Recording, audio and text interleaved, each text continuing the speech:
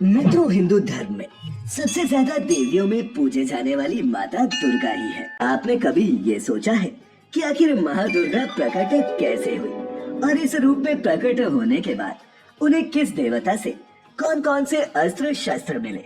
दुर्गा सप्तशती में देवी के इन अवतारों का स्पष्ट उल्लेख मिलता है, जिसके अनुसार एक बार जब महिषासुर नामक असुरों के राजा ने अपने बल और पराक्रम से सभी देवताओं से स्वर्ग छीन लिया था, तब सारे देवतागण भोलेनाथ और श्रीहरि के पास सहायता के लिए पहुंचे थे। जब दोनों भगवान शिव और विष्णु जी ने पूरी बात जानी तो उन्हें यह जानकर क्रोध आया।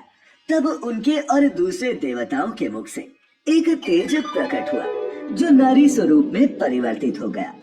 भगवान शिव के तेज ने इस देवी को मुख, यमराज के तेज ने बाल, विष्णु के तेज ने भुजाएं, चंद्रमा के तेज ने वक्षस्थल, सूर्य के तेज ने पैरों की अंगुलियां, कुबेर के तेज ने नाक, प्रजापति के तेज ने दांत, अग्नि के तेज ने तीनों नेत्र, संध्या के तेज ने भ्रुकुटी और वायु के तेज ने कान दिए थे। इसके बाद देवी को शस्त्रों से सुशोभित किया गया। वही दुर्गा सप्तशती में आगे कहा गया है कि देवी दुर्गा को देवताओं ने अपने अस्त्र शस्त्र व हथियार सौंपे थे ताकि असुरों के साथ होने वाले संग्राम में उन्हें जीत प्राप्त हो और धर्म स्थापित रहे, अधर्म का खात्मा हो और सतमार्ग की गति बनी रहे। मित्रों, आपको ये भी बता दें कि माँ के सर्वाधिक अर्थात 18 हाथ उनके महालक्ष्मी स्वरूप में दिखाई देते हैं। इस स्वरूप का वर्णन करते हुए कहा गया है, मैं कमल के आसन पर बैठी हुई प्रसन्न मुख वाली महिषासुर मर्दिनी भगवती महालक्ष्मी का नमन करता हूँ, जो अपने हाथों में अक्षमाला, फरसा, गदा, बाण, वज्र, पद्म, धनुष, कुंडिका, दंड, शक्ति, खड़ग, ढाल, शंख, घंटा, मधुपात्र, शूल, पाश और चक्र धारण करे हुए हैं। बता दें कि इनमें से कई प्रमुख दिव्यास्त्र अलग अलग देवताओं द्वारा देवी को अर्पण किए गए। माता ने दाएं हाथ में त्रिशूल धारण कर रखा है, जिसके बारे में बताया गया है कि ये त्रिशूल स्वयं भोलेनाथ ने अपने शूल में से निकालकर उन्हें सौंपा था। वही शक्ति दिव्यास्त्र उन्हें अग्निदेव ने भेंट किया था।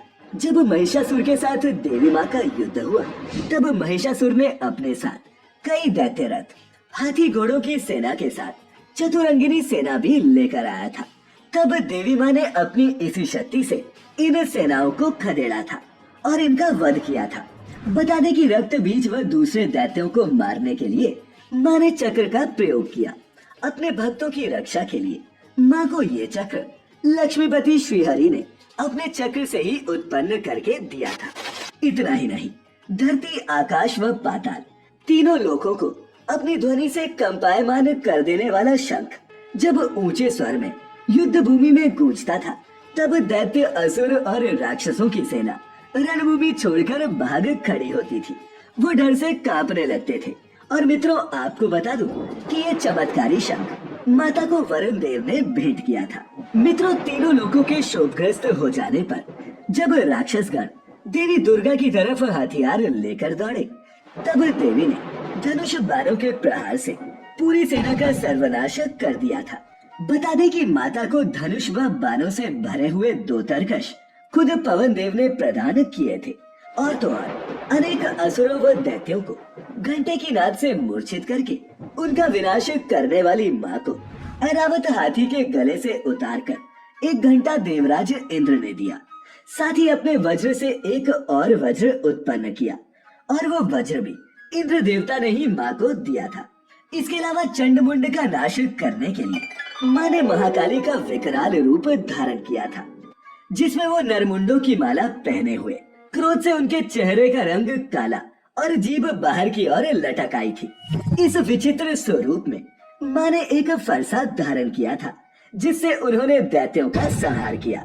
और मित्रों, ये बलशाली फरसा उन्हें विश्वकर्मा ने भेंट किया था। इसके साथ ही आपको बता दें कि तलवार ढाल माता को कालदेव ने प्रदान की थी। माँ अपनी इस चमकदार तलवार से कई असुरों की गर्दन काट देती थी और अपनी रक्षा के लिए इस ढाल का इस्तेमाल करती। वहीं यमराज ने अपने कालदंड से माता को दंड भेंट किया था, जिससे युद्ध भूमि में माँ ने असंख्य असुरों का नाश किया।